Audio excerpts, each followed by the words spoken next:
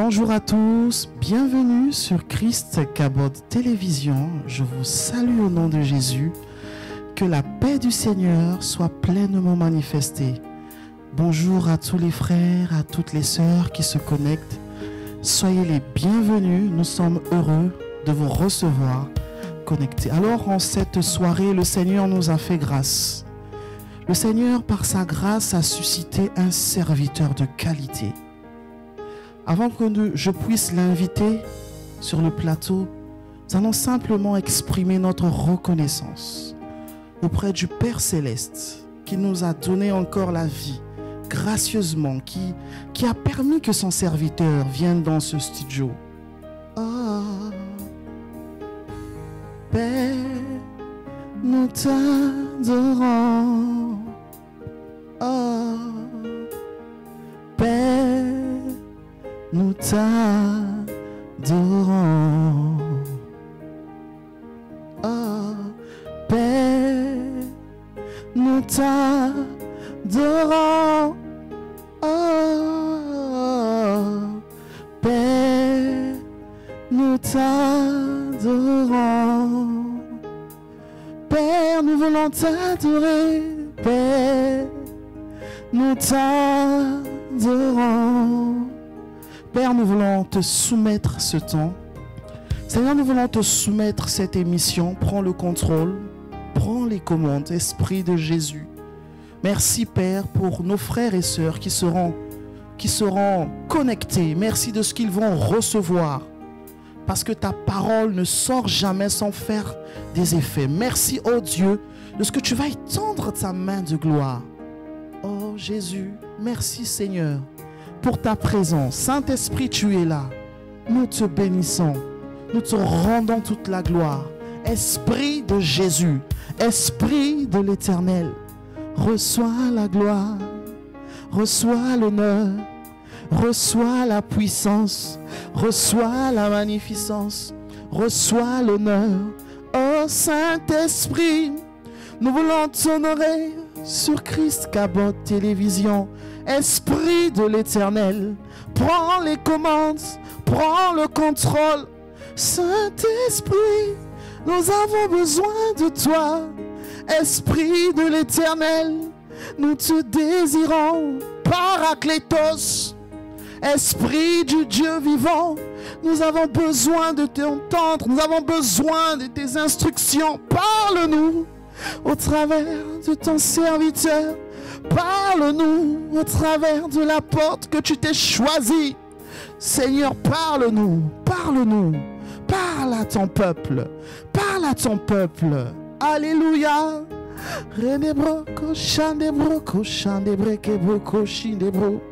Esprit de Jésus, Esprit de l'Éternel, nous avons besoin de toi. Parle-nous, parle à ton serviteur. Esprit du Dieu vivant. Oh, oh. Alléluia. Père, nous te rendons toute la gloire. Merci de ce que tu vas disposer un cœur. Merci de ce que tu vas toucher un cœur. Seigneur, ta parole. Seigneur, merci pour ta parole qui est une épée à double tranchant. Sépare en moi l'esprit. Oh, Saint-Esprit, nous te faisons confiance.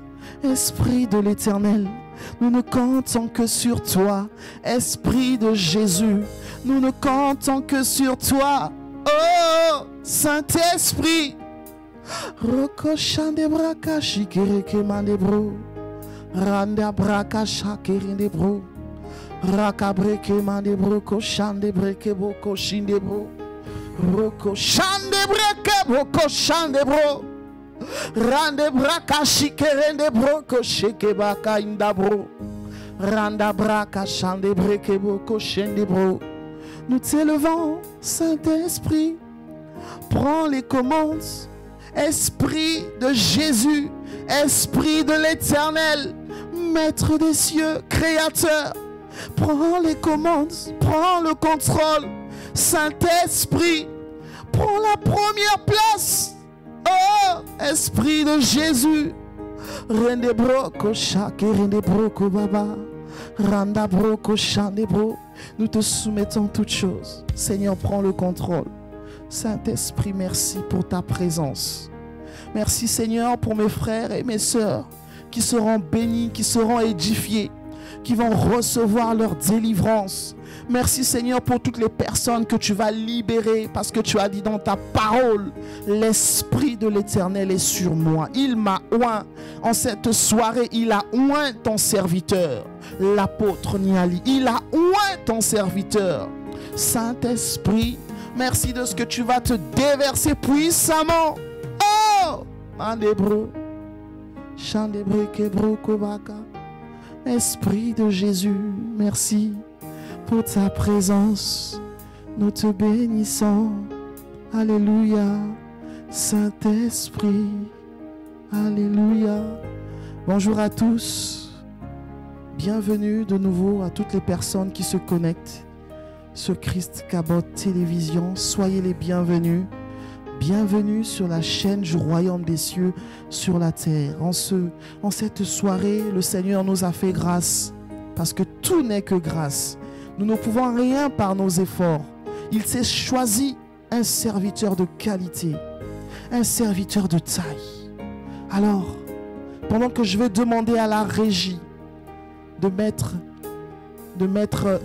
son annonce, je vais inviter l'apôtre Guillaume Niali à bien vouloir prendre la place afin qu'il puisse déverser la parole du Seigneur. Bien-aimés, soyez concentrés, soyez connectés. Votre délivrance, votre guérison, la résolution à votre problème, la solution à votre problème va passer par son serviteur. À vous la régie.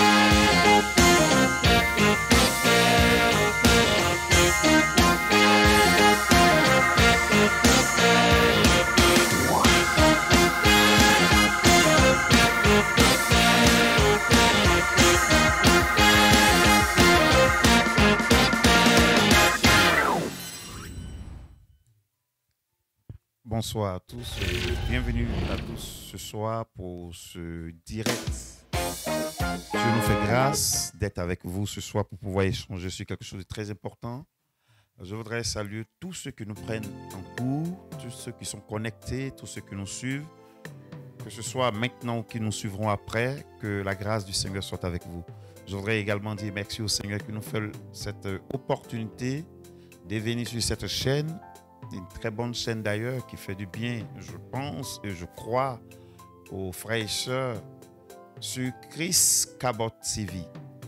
Je voudrais que vous puissiez partager, si vous étiez connecté sur Facebook, vous puissiez partager à vos connaissances, à vos amis, vous puissiez partager parce que nous allons passer un moment merveilleux ensemble. Avant de commencer, permettez que nous puissions prier juste une minute ensemble. Je vais vous demander, là où vous vous trouvez, de pouvoir baisser la tête légèrement, de fermer les yeux et de prier avec moi. Ce soir, nous parlerons donc des délivrances et des liens familiaux, donc des liens de famille. Le thème, il est tellement important, il est tellement vaste que nous ne pouvons pas commencer, chers téléspectateurs, sans que vous et moi nous puissions prier. C'est pourquoi je vais vous demander juste une minute. Nous allons prier le Seigneur. Nous allons ensemble élever la voix et recommander ce moment entre les mains du Seigneur.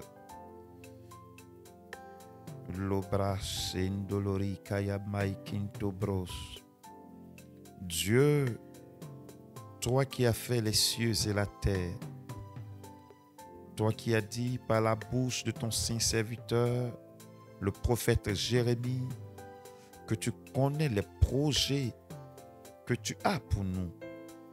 Ce sont des projets de paix et non de malheur, des projets de bonheur et non d'échec.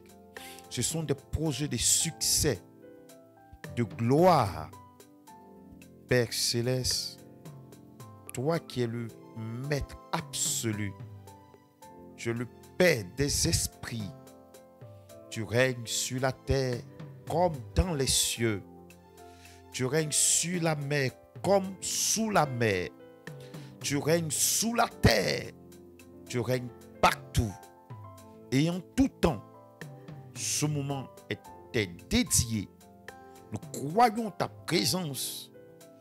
Quelqu'un qui m'écoute et qui regarde dans cet instant et qui entend cette prière, reçoit avant même que nous ne commençons ta grâce. Merci parce que tu ouvres l'esprit, l'intelligence de quelqu'un afin d'obtenir la délivrance. Car, dit la Bible, vous connaîtrez la vérité et la vérité vous affranchira. Illumine les yeux de nos cœurs. C'est au nom de Jésus de Nazareth que nous avons prié. Et nous disons tous ensemble, Amen. Amen. Je voudrais, encore une fois de plus, dire merci au frère Christ qui nous fait l'honneur et à toute son équipe de nous inviter à ce moment merveilleux.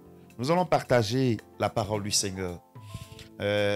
J'aime à le dire, pendant ces quelques 45 minutes d'échange que nous aurons, c'est vrai que vous aurez l'opportunité de poser vos questions, mais je vais permettre que, sinon permettez-moi que je puisse parler un peu sur la base de la parole du Seigneur, vous entraîner un peu dans cette rivière qui sort du trône de Dieu et prenant image sur ce que Ézéchiel, le prophète, l'homme de Dieu Ézéchiel a vu, sur ce cours d'eau qui sort du trône.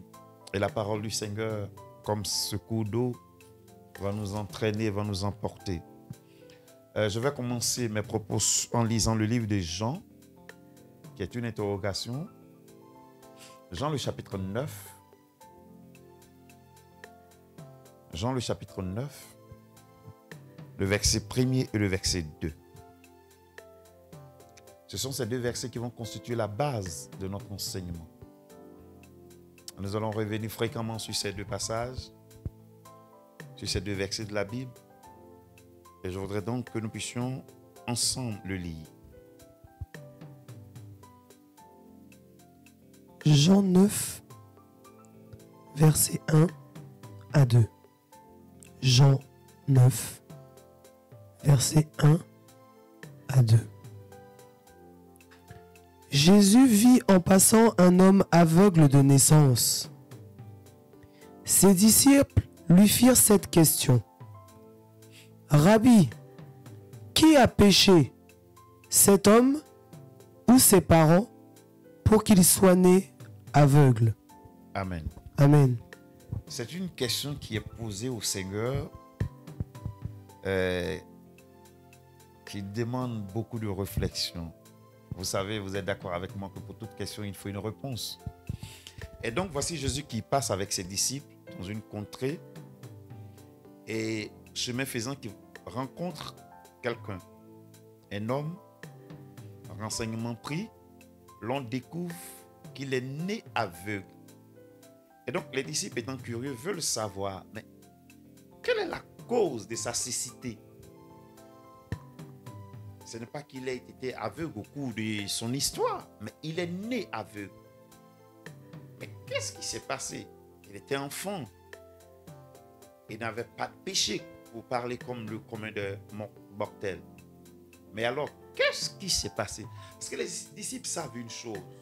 Et cette chose, cet enseignement, devrais-je dire, se trouve dans le livre d'Exode. Nous allons lire cela comme passage. Vous lirez avec moi Exode, le chapitre 20.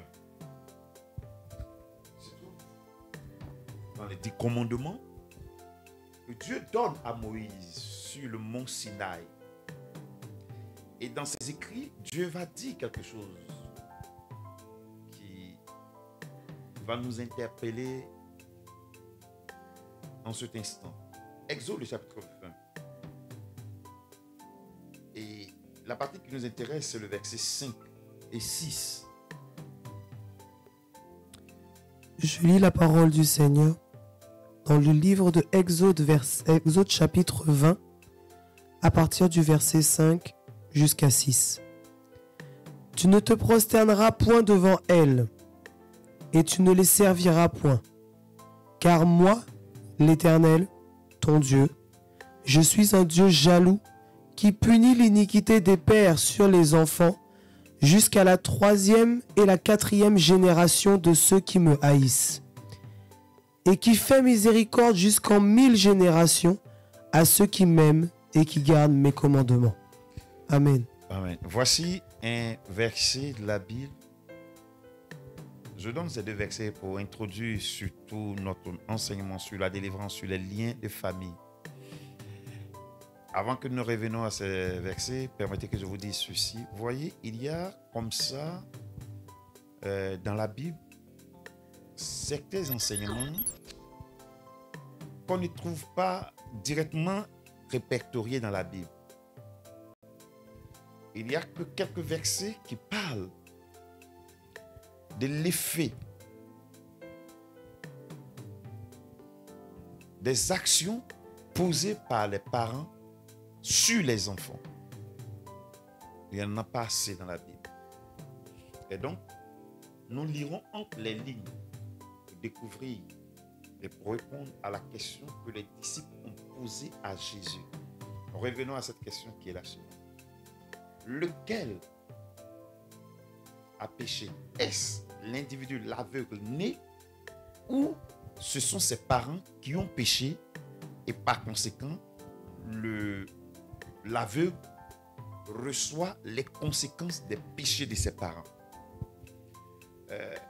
Je veux amener chacun de nous à réfléchir.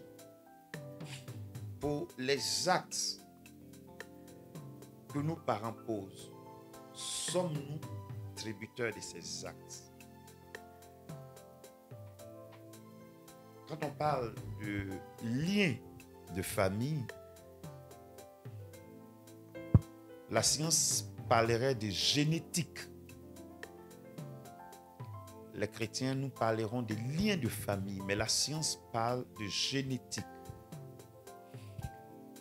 Sans rentrer dans les détails, permettez que je vous dise simplement qu'il y a par exemple des maladies dites des maladies héréditaires qui, des parents, a un effet sur les enfants.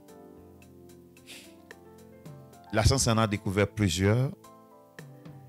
Et donc, il y a ainsi des mots qui, depuis nos parents, descendent sur nous.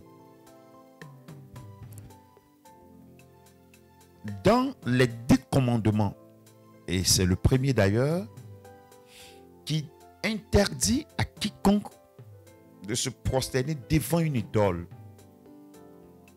d'adorer en dehors de l'éternel Dieu, créateur des cieux et de la terre, autre divinité. En surplus, il dit, et il rajoute ceci qui va nous intéresser, c'est qu'il punit l'iniquité, c'est-à-dire le péché répété de génération en génération, d'une personne sur ses descendants, jusqu'à 3 à 4 générations, sur ses descendants. On revient à la question que Jésus pose, que les disciples posent à Jésus. Alors,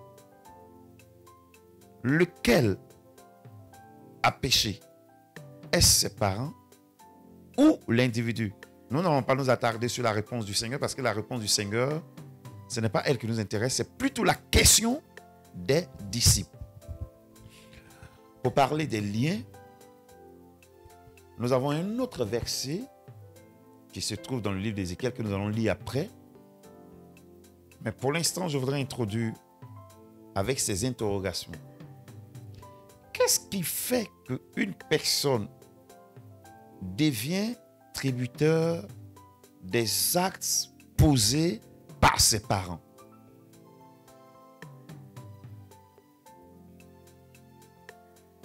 Réfléchissons ensemble, s'il vous plaît. Parce que nous parlons de délivrance et nous parlons des liens familiaux. Revenons maintenant sur l'expression délivrance. Quand vous lisez votre Bible, vous allez voir que Jésus a chassé des démons. Il a fait ce que aujourd'hui la science ou le commun des mortels appellerait l'exorcisme. C'est le fait de chasser des démons dans le corps d'un individu. Alors,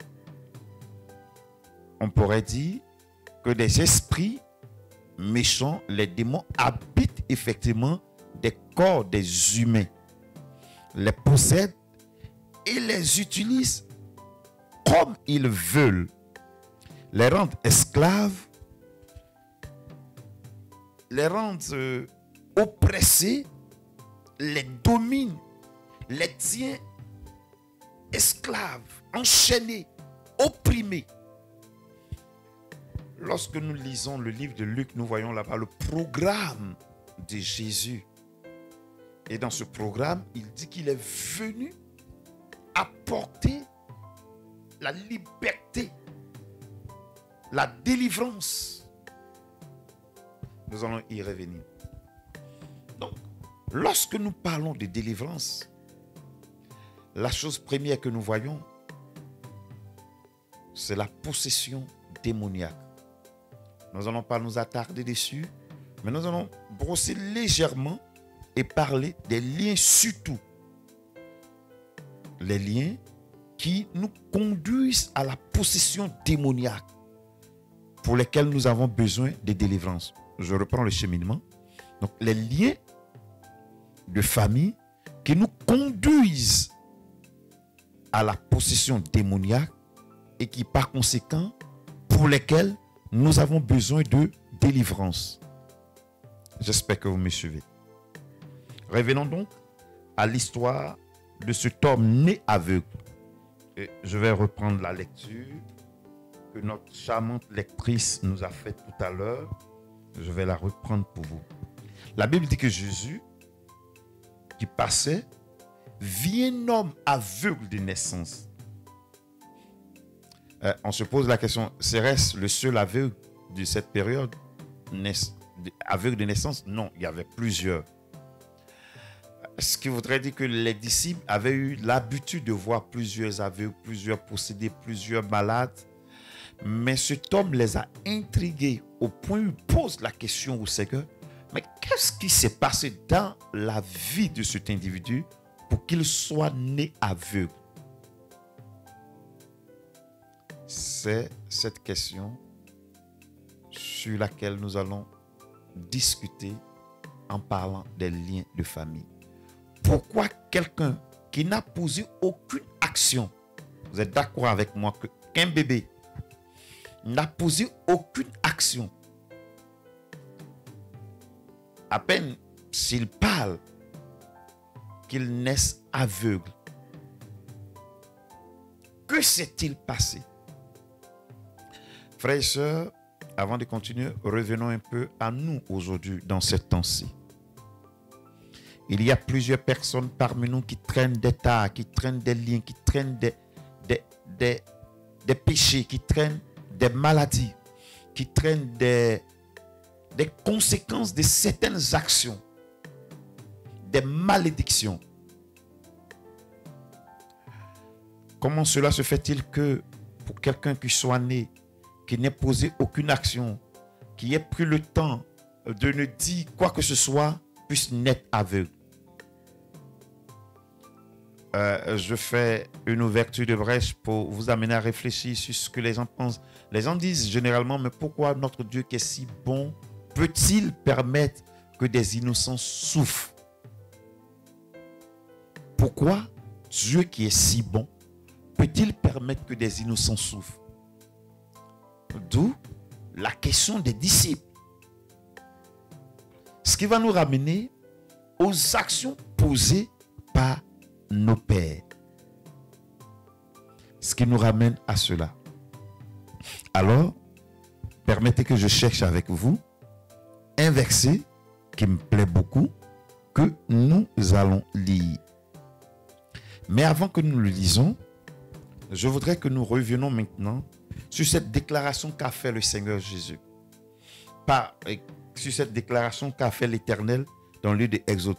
Est-ce que vous pouvez reprendre la lecture pour moi, s'il vous plaît? Exode. Exode 20, à partir du verset 5. Tu ne te prosterneras point devant elles, et tu ne les serviras point. Car moi, l'Éternel ton Dieu, je suis un Dieu jaloux, qui punit l'iniquité des pères sur les enfants, jusqu'à la 3e et la 4e génération de ceux qui me haïssent, et qui fait miséricorde jusqu'en 1000 générations à ceux qui m'aiment et qui gardent mes commandements. Amen. Donc, l'Éternel va faire une révélation à son serviteur Moïse. Une révélation assez profonde, qui est la suivante, qui est en même temps je ne dirais pas une déclaration, mais cette révélation sonne pour nous comme quelque chose de très important. Il dit, sachez-le, que le Dieu, il punit jusqu'à 3-4 générations l'iniquité des pères sur les enfants. Alors, la réponse posée par les disciples à Jésus se trouve selon la question du moins posée par les disciples à Jésus, trouve sa réponse dans ce verset. C'est que l'Éternel punit l'iniquité des pères sur les enfants jusqu'à la 3e et à la 4e génération de ceux qui le haïssent. Avant donc que nous puissions continuer de nous poser des questions, il est important que nous puissions comprendre ceci, que quand un père pose une action, un péché, commet une iniquité, les conséquences descendent directement sur ses ascendants, ses descendants du moins. Ses descendants. Le père, il pose une action et c'est le fils qui assume les conséquences, ainsi de suite, jusqu'à 4 générations. Donc, le fils, le père, le grand-père et l'arrière-grand-père. Je répète, le fils, le père, le grand-père et l'arrière-grand-père. Donc, pour les actions posées par l'arrière-grand-père, le grand-père, le père et le fils subissent les conséquences. C'est pourquoi dans beaucoup de familles, il y a des malédictions qui continuent d'une génération à une autre. Il y a des liens qui perdurent d'une génération à une autre. Il y a des actions, nous ne comprenons pas pourquoi est-ce que nous arrivons à les poser. Nous faisons notre effort, nous prions. Il y a même qui jeûnent, qui prient, mais qui ne comprennent pas. Je vous donnerai l'exemple d'un serviteur de Dieu. Ce témoignage m'a beaucoup marqué. C'est quelqu'un que j'avais invité lorsque nous étions en Afrique, dans une de nos églises, et qui est venu intervenir. Il a dit ceci. Son témoignage m'a beaucoup marqué et je veux le partager, j'espère avec sa permission, avec vous. Il dit qu'il est issu d'une famille riche, mais il ne comprenait pas comment cela se fait-il que depuis, il fait tous ses efforts, mais il n'arrive pas à avoir ce que son cœur désire. Jusqu'à ce qu'il se convertisse au Seigneur. Et même étant converti, il prie, il jeûne, il fait tout ce qu'il peut. Mais il sent une malédiction qui demeure sur sa vie. Jusqu'à ce que pendant un temps de prière, Dieu lui ouvre l'esprit sur les actions posées par ses ascendants, donc ses parents. C'est alors qu'il va cibler, soulignez bien l'expression, cibler le fait que les actions posées par ses parents avaient un effet sur lui. C'est pourquoi il sentait le poids de la malédiction sur lui. Je vous donne un deuxième témoignage que j'ai vécu moi-même en direct lorsque je suis allé dans l'une de mes missions au Togo. Je prêchais dans une église dans laquelle le Seigneur m'a fait une révélation. Pendant la prédication, le Seigneur me fait une révélation. Et je donne la révélation et une dame s'approche pour laquelle nous prions et Dieu nous montre une servante de Dieu qui est engagée, mais qui traînait des liens. Et Dieu va nous montrer l'origine. Nous allons partager avec elle. Nous allons le lui dire. La dame va tomber en pleurant. Et Dieu va ouvrir ses yeux, elle aussi. Elle va comprendre que ce qu'elle vit depuis longtemps a son origine dans une action posée par ses parents. Et cette action va avoir un effet sur elle. Elle est servante de Dieu, je dis. Elle est engagée dans l'œuvre du Seigneur, mais elle traîne une malédiction sur sa vie qui l'empêche de décoller, qui l'empêche de servir pleinement le Seigneur. C'est pendant ce programme-là que Dieu va lui ouvrir les yeux et qu'elle va voir que quand elle était enfant, une cérémonie a été faite sur elle. C'est qu'elle s'est convertie, elle a continué, elle a servi le Seigneur, elle est engagée, mais les liens n'ont pas été brisés. Et l'effet a continué à se manifester dans sa vie. Ainsi, arrivé à un certain moment de son parcours, elle va se rendre compte qu'il y a un blocage. Elle avance, mais il y a un niveau qu'elle n'arrive pas à dépasser. Soulignez bien cette expression. Un niveau qu'elle n'arrive pas à dépasser. Écoutez-moi maintenant, frères et sœurs. Lorsque nous avons des liens de famille, il y a par exemple pour certaines personnes, ça les empêche de se marier. Vous pouvez vivre avec des personnes, vous pouvez vivre de manière maritale, mais le jour que vous allez prendre la décision d'aller au mariage, de poser un acte concret pour officialiser votre union, bam! Vous ne savez pas d'où cela vient. La relation s'arrête net.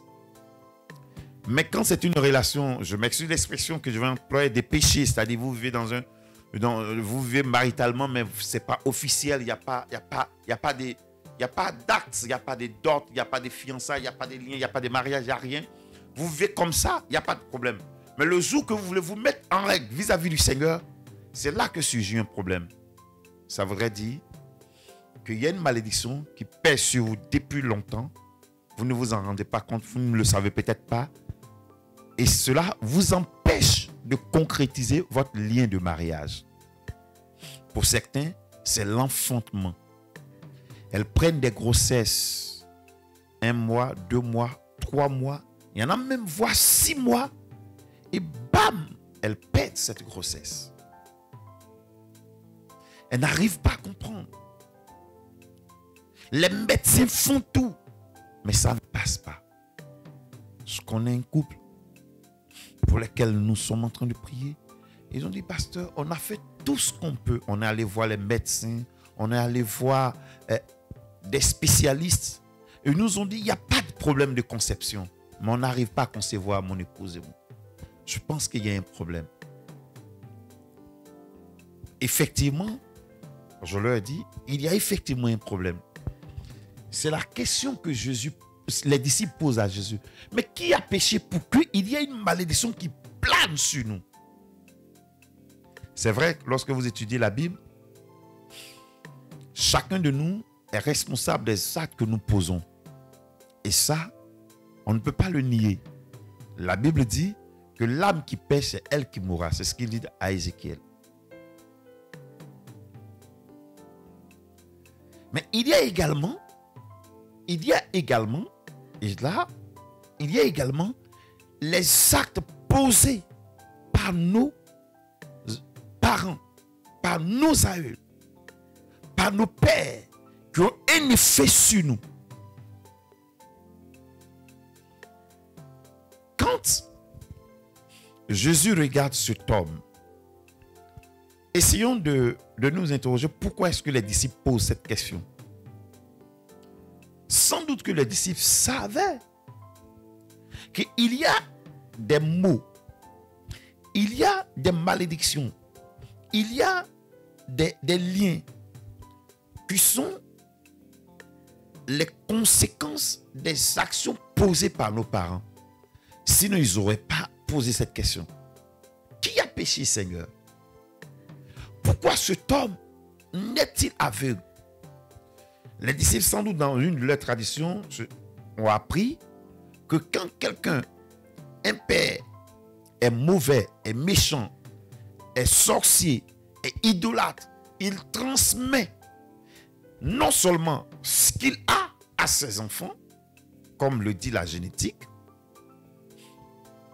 comme ces maladies qui sont héréditaires, il transmet à ses enfants jusqu'à 3-4 générations les actions qu'il a posées dans leur tradition, dans leurs enseignements habituels. On leur a dit, ils ont appris. Et la Bible le soutient, que Dieu maudit, Dieu frappe de malédiction une personne dont les parents, dont les ancêtres ont posé des actions qui vont à l'encontre des principes établis par Dieu. Aujourd'hui, certains sont étonnés. Comment cela se fait-il que mon fils que j'ai éduqué, que j'ai élevé, j'ai tout fait, ils finissent par devenir bandits, voleurs, ils finissent par devenir homosexuels. Il y en a qui sont choqués, ils ne comprennent pas. Ils ont fait leur effort de donner une bonne éducation à leurs enfants. Mais la conséquence qu'ils ignorent, c'est qu'il y a des actions que soit eux ou leur père a posées, dont les effets se traduisent maintenant. Parce que on peut ne pas le recevoir maintenant. C'est comme par exemple pour certaines maladies.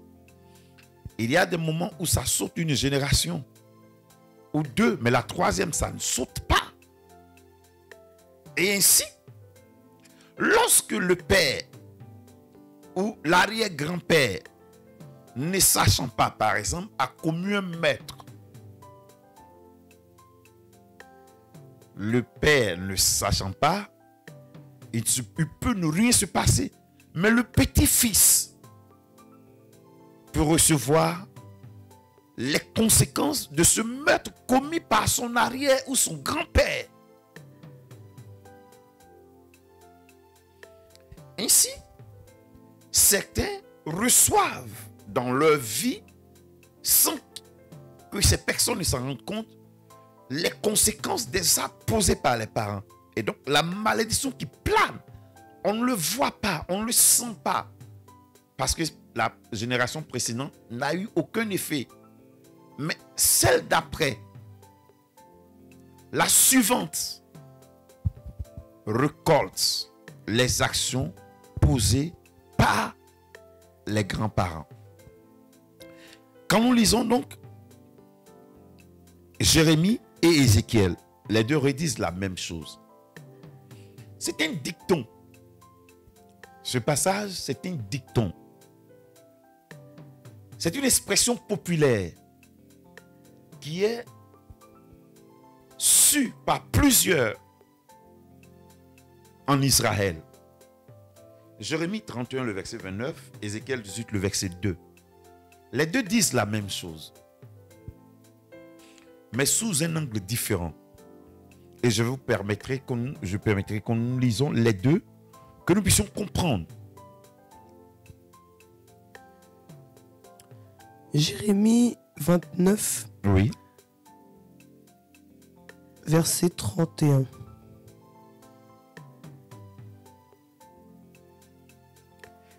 Chapitre 31, verset 29. Oui, pardon. Donc Jérémie 31, à partir du verset 29. Oui. Je lis la parole de Dieu. En ces jours-là, on ne dira plus, les pères ont mangé des raisins verts et les dents des enfants en ont été agacées. Maintenant, lisons un peu Ézéchiel 18, verset 2.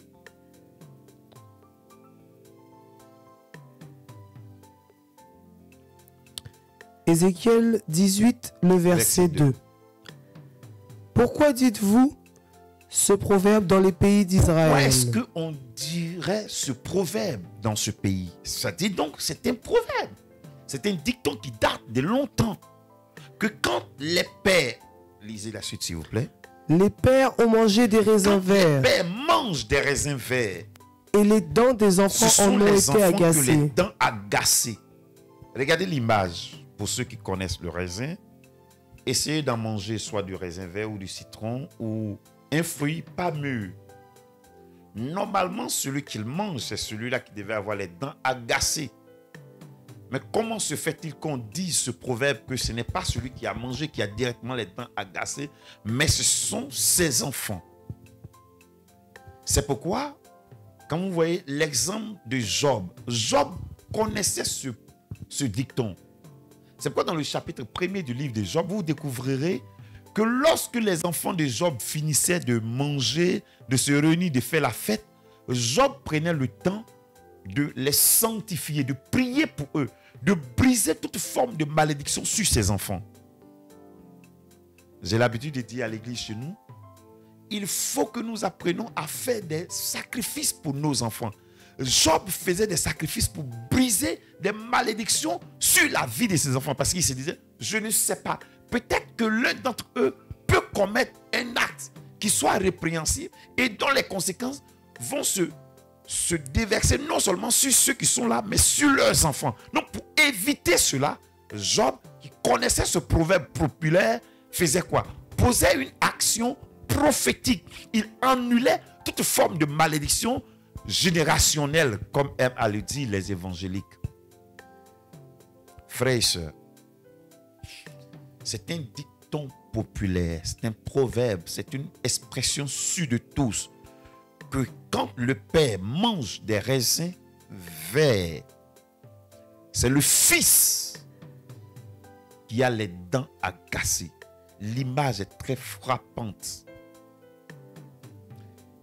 C'est en connaissance de cela que les disciples posent la question à Jésus, de savoir lequel a péché. Est-ce le père ou l'enfant?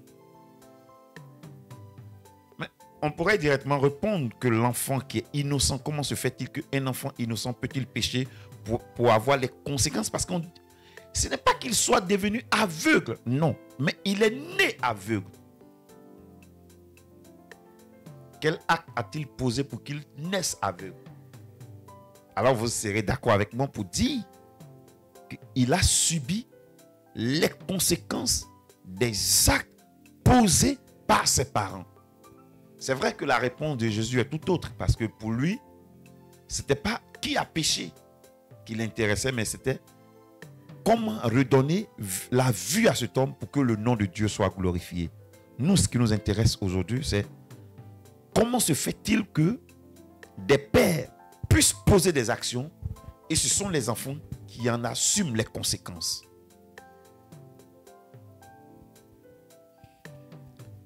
Pourquoi devrions-nous dire ce proverbe? Pourquoi? Pourquoi est-ce qu'il faut que ce proverbe soit encore à l'ordre du jour? Cette question, elle cache quelque chose de très important.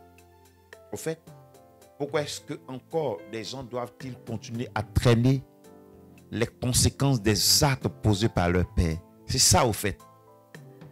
C'est ça la question indirecte posée par cette autre question du livre d'Ézéchiel. Pourquoi dirait-on? Pourquoi est-ce qu'il faut, en réalité, pourquoi est-ce qu'il faut que ce soit les enfants qui assument les actes des pères? J'ose croire que vous avez suivi cette première partie, qui est une présentation d'ensemble de ce thème. Je disais à notre cher animateur de cette émission que le thème, il est vaste. Il est vaste, on ne pourra pas le développer en une seule séance. Mais je vous fais une ouverture pour que vous puissiez comprendre et que vous puissiez vous interroger avec moi. Je préfère que nous puissions, comme les chrétiens de Béret, examiner les choses par nous-mêmes. Par nous-mêmes. Comment cela se fait-il que moi, en tant que chrétien qui suis engagé, ma vie n'avance pas? Que s'est-il passé? Ou que se passe-t-il dans ma vie? Quelles sont les actions qui ont été posées dont je subis les conséquences? Frères et sœurs, ces questions, je me souviens, j'ai partagé ce que je vais vous partager, c'est quelque chose de secret, de personnel que je partage avec vous. Je me souviens à un moment de ma vie, j'avais l'habitude de faire un rêve. Et c'était tout le temps le même rêve. Je l'ai fait pendant des années, plus de 4 à 5 ans. J'étais déjà serviteur de Dieu, j'étais déjà engagé. Dieu m'utilisait déjà, je voyageais déjà. Mais j'avais l'impression qu'il y avait un niveau qu'il me fallait atteindre. Il y avait un niveau qu'il me fallait. Je vous ai dit tout à l'heure quand je parlais de souligner certaines choses. Il y a souvent dans la vie de certaines personnes des niveaux qu'elles ne peuvent jamais atteindre. Elles vont tout faire ce qu'elles ont en leur pouvoir, mais elles ne pourront pas atteindre ce niveau tant que ce déclic-là n'est pas fait. Tant que ce lien n'est pas brisé. Je connais des personnes qui ont gêné. Je me souviens d'un de mes pères spirituels qui a gêné à plusieurs reprises pour que sa femme puisse concevoir. Il a gêné 3 jours à sec, 7 jours, 10 jours, 15 jours, 21 jours, même 40 jours, plusieurs fois. Cela n'a pas pu débloquer la situation. Jusqu'à ce que Dieu ouvre ses yeux sur quelque chose de simple qu'il ignorait depuis longtemps. La Bible dit, mon peuple périt parce qu'il lui manque la connaissance. Donc nous périssons par ignorance. Il y a des choses dans nos vies qui ne peuvent pas se débloquer juste à cause de notre ignorance sur certaines actions que nous avons posées ou disons que nos parents ont posées. C'est vrai, je dirais quelque chose peut-être qui va paraître drôle pour certains. Je connais des chrétiens qui vont interroger leurs parents pour savoir mais pourquoi est-ce que ça ne bouge pas. Il y a même des villages. Il y a même des villages entiers qui ploient sous le joug de malédictions posées par des ancêtres. Il y a des villages, par exemple, on a eu l'histoire de certains villages où le père fondateur de ce village, avant de fonder son village, a posé une action. On nous a conté l'histoire de ce patriarche qui, au temps de la guerre, je pense que ça devait être la première guerre, pour ne pas que les gens viennent prendre les jeunes de son village et qu'ils ne puissent pas aller combattre pour les Français, a posé une action. Et la conséquence de cette action a perduré jusqu'à nos temps. Pour empêcher que les Occidentaux ne les prennent pour aller combattre pour eux, ils étaient comme invisibles. Et cela fait que tous les enfants, tous les natifs de ce village-là, partout où ils passent, ils paraissent invisibles. Ils sont intelligents, ils ont des diplômes. Ils arrivent quelque part, on ne peut pas les prendre. Il y a également un autre témoignage qui nous a été raconté par quelqu'un et qui disait que dans une famille, personne ne pouvait passer un certain cap de diplôme. Parce que leur ancêtre a posé des actions. Il ne voulait pas que ses enfants aillent à l'école pour ne pas quitter la maison. Il ne voulait pas qu'ils aillent au pays des Blancs, comme on le disait avant, pour ne pas qu'ils apprennent les choses des Blancs. Non, il a voilé leur intelligence. Mais cette famille va continuer de traîner cette malédiction pendant des générations, au point où ils ne peuvent pas obtenir des diplômes. Mais on ne sait pas l'origine. Ils étudient, ils font tout ce qu'ils peuvent, mais ils n'ont pas ces diplômes. Certains se sont rendus compte, après interrogation, prière, recherche, que avant la guerre, un des parents, ou quand l'école est arrivée, un des parents, pour empêcher les jeunes de quitter la tribu, la famille, s'est vu obligé de poser ces genres d'action. Il y a plusieurs témoignages, plusieurs événements qui nous ont été contés, plusieurs histoires que nous avons lues dans des livres. Frères et sœurs, je voudrais donc essayer de résumer en vous disant ceci. Les conséquences des actions de nos parents sont effectives sur nous, les enfants. Je répète, les conséquences des actions des parents sont effectives sur nous, les enfants. Je vous donne un exemple banal, mais qui n'a rien à voir, peut-être, vous direz, mais écoutez très bien. Vous voyez, quelqu'un qui naît dans une famille riche, il lui sera difficile de finir pauvre. Pourquoi? Parce que quand vous lisez par exemple le Père pauvre, Père riche de cet auteur, il donne cet exemple de deux familles. Une famille pauvre et une famille riche. Dans laquelle le pauvre, l'enfant du pauvre a l'habitude d'entendre certaines paroles et qui conditionnent sa vie. L'enfant du riche a l'habitude d'entendre certaines paroles qui également conditionnent sa vie. Donc vous voyez, c'est un effet. La vie du père a toujours un impact sur le fils. Je donne un autre exemple. Dans le milieu des footballeurs, ce grand footballeur Zidane que vous connaissez, son fils également joue au foot. C'est quoi?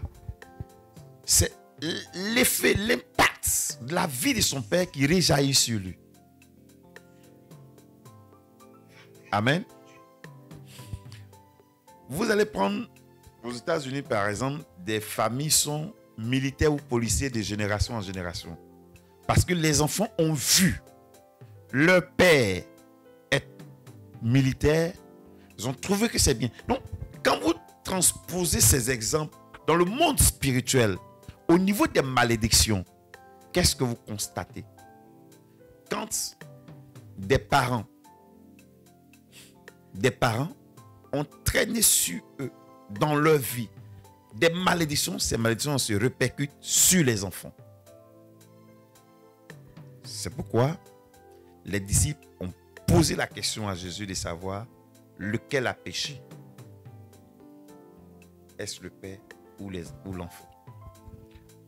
Exode, dans les 10 commandements, Dieu avertit son peuple en disant: sachez-le, que les actions que posent vos pères ou les actions que vous posez vous-même, vos enfants vont en subir les conséquences.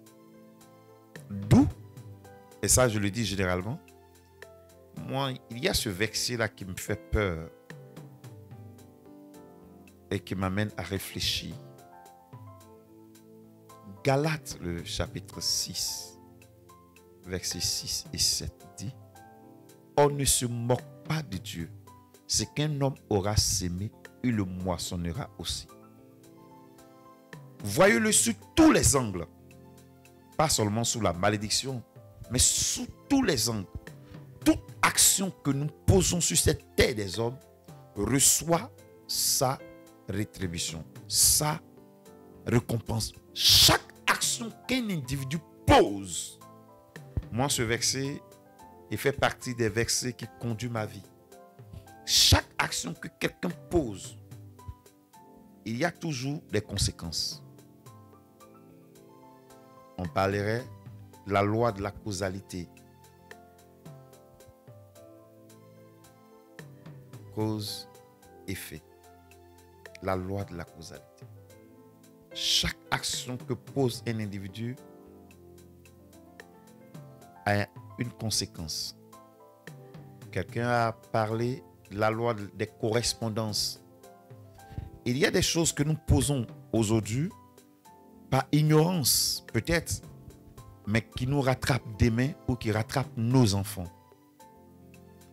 Alors la Bible dit, pourquoi est-ce que vous voulez qu'on continue de dire ce dicton dans le pays d'Israël, que les pères ont mangé des raisins verts et les enfants ont eu les dents agacées?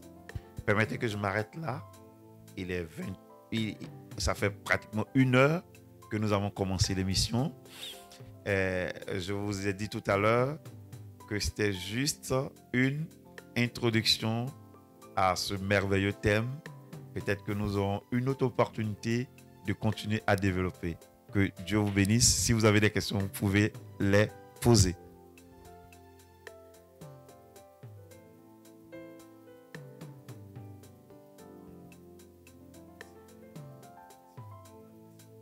Pas de questions? Ok. D'accord, d'accord. Est-ce que parmi nos auditeurs, sinon nos téléspectateurs, pour ceux qui nous prennent en marche, est-ce qu'il y a des personnes qui veulent qu'on prie pour elles? Si oui, nous allons le faire. Je voudrais, avant que nous puissions prier, rappeler ceci. Nous avons parlé de délivrance, mais plus sur les liens de famille. Et nous sommes évertueux à essayer de montrer un peu que dit la Bible dessus. C'est vrai, comme je l'ai dit tout à l'heure, il y a beaucoup de choses sur lesquelles la Bible n'est pas trop bavarde. Il faut savoir lire entre les lignes et s'inspirer des expériences de certaines personnes, étudier d'autres ouvrages pour comprendre à fond. C'est un mystère que la Bible survole. Les liens, comme nous l'avons dit, en science, on parlerait de génétique. Nous, on parle de liens. Ce sont ces conséquences de nos parents qui rejaillissent sur nous, les enfants, et sur nos arrière-enfants, sur nos descendants. Et dans le livre d'Exode, il parle de 3 à 4 générations de malédiction pour ceux qui maudissent ou qui haïssent le Seigneur. Et Ézéchiel et Jérémie que nous avons lus dit pourquoi est-ce qu'il faut que ce soit ainsi. En réalité, ce n'est pas normal que cela soit ainsi. Donc, si vous avez dans votre vie des liens qui perdurent depuis vos parents, vos ascendants, si ces liens-là continuent de vous poursuivre, vous n'arrivez peut-être pas à dormir. Il y a des familles, il y a des personnes, regardez la tragédie des Kennedy, où les gens meurent avant 50 ans. Quand vous prenez la famille des Kennedy, vous allez voir, il y a une tragédie qui a frappé cette famille. Certains se sont demandé, est-ce une malédiction? Il y a ainsi beaucoup de familles. Il y a des familles qui ont complètement disparu à cause de ce genre de malédiction. Peut-être pour vous, vous n'arrivez peut-être pas à vous marier, à concevoir, à avoir du travail, à réussir même simplement dans ce que vous faites. Nous allons prier le Seigneur. La Bible dit, vous connaîtrez la vérité et la vérité vous affranchira. Jean, le chapitre 8, vous lirez le verset 32 et le verset 36 qui dit, si le Fils vous affranchit, vous serez réellement libre. C'est la connaissance de la vérité qui nous rend libres. Je veux prier que Dieu ouvre l'esprit de quelqu'un. Que Dieu ouvre l'esprit de quelqu'un et qu'il voit l'origine de la malédiction qu'il traînait depuis longtemps. Père Céleste, je veux prier pour cette personne qui m'écoute maintenant. Je veux déclarer sur cette personne qui, depuis bientôt 5 ans, elle traîne une maladie. Je veux prier pour quelqu'un qui, depuis longtemps, elle a rencontré plusieurs personnes, une femme, mais elle n'a jamais réussi à concrétiser une union sincère et vraie, durable. Et à chaque rapport sexuel qu'elle a avec chacune de ces personnes, cela finit toujours par des histoires. Je brise toute forme de malédiction qui l'a poursuivie au nom de Jésus. Je veux déclarer sur cette personne qui traîne depuis sa famille. Tu as appris que c'est la même maladie qui a tué ton grand-père. C'est cette maladie qui a été la cause du décès de ton père. Et tu as peur que tu sois atteint de cette maladie au point où tu fais des examens chaque fois pour voir si tu n'as pas cette maladie. Je vais t'annoncer que tu n'auras pas cette maladie, mais c'est ta peur qui va détruire ta vie. Je déclare au nom de Jésus, maintenant même, rassure-toi que si tu as le Seigneur Christ Jésus en toi, il t'apporte la délivrance. Et pourquoi devrions-nous dire ce proverbe? Pourquoi est-ce que tu dois traîner toujours cette malédiction? Je brise cela maintenant même. Et j'appelle le feu de l'Éternel sur toi.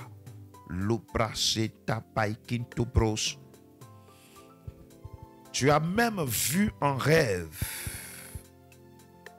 Et tu as l'habitude de voir tes parents décédés. Des personnes décédées.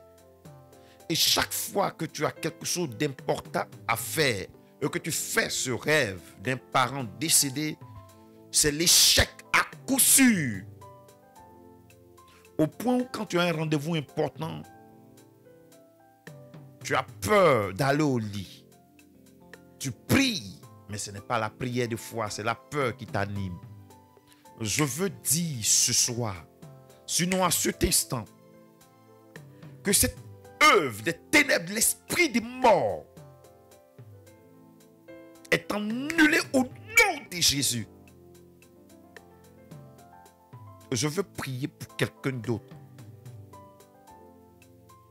Lorsque nous étions en train de prier tout à l'heure, cette personne va suivre cette vidéo en différé. Elle n'est pas en direct. Le Seigneur me dit qu'elle n'est pas en direct. Qu'elle va suivre cette vidéo en différé. Mais ça va paraître comme en direct pour toi. Oh, et quand tu vas commencer à suivre cette vidéo, cette prière que je suis en train de faire,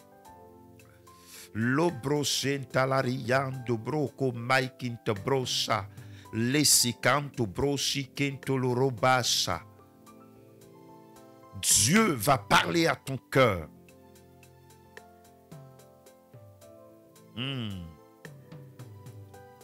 Je vois l'image de cette personne, sa tenue.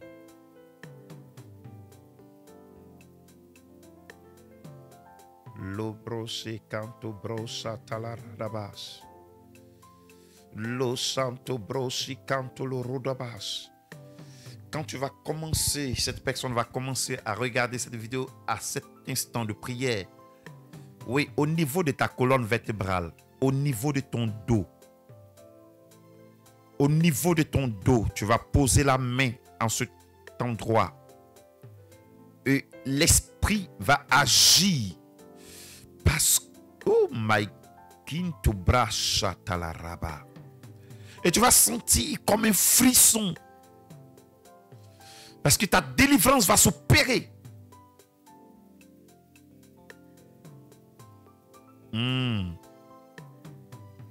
Je vais prier pour quelqu'un d'autre maintenant même.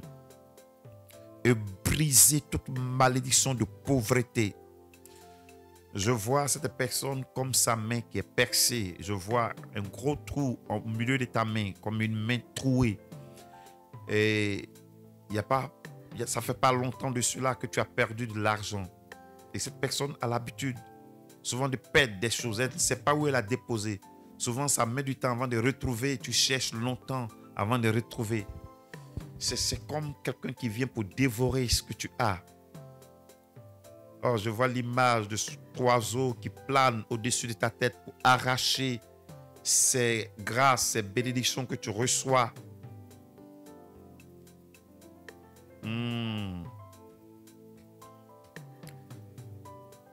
Au nom de Jésus, j'appelle le feu. Je sanctifie ses mains. Et tout ce que tu avais l'habitude de perdre, j'arrête cela au nom de Jésus. Et je déclare la grâce du Seigneur sur ta vie. Je déclare l'action de Dieu sur ta vie. Je déclare la main du Seigneur.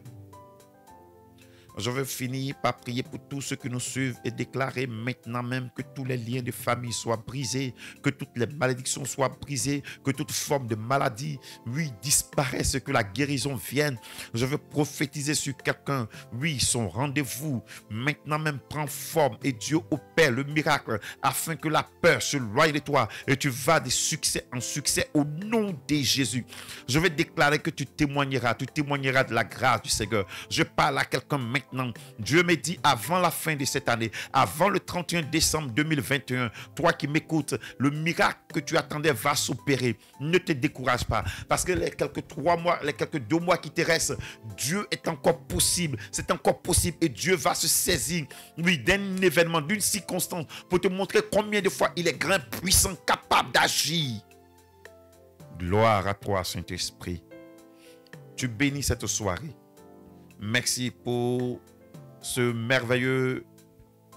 merveilleuse chaîne de radio, Seigneur, de télé du moins, qui fait du bien aux hommes, aux femmes, aux jeunes gens. Merci parce que tu distingues, Seigneur, cette chaîne, tu lui ouvres des portes, des opportunités. Merci parce que tu crées des contacts. Que la gloire te revienne, Seigneur, parce que tu pourvois à tous leurs besoins afin que cette chaîne puisse prospérer. Béni sois-tu pour tes serviteurs. Béni sois-tu pour tes servantes. Béni sois-tu pour l'inspiration que tu leur donnes. À toi la gloire, au nom de Jésus. Amen.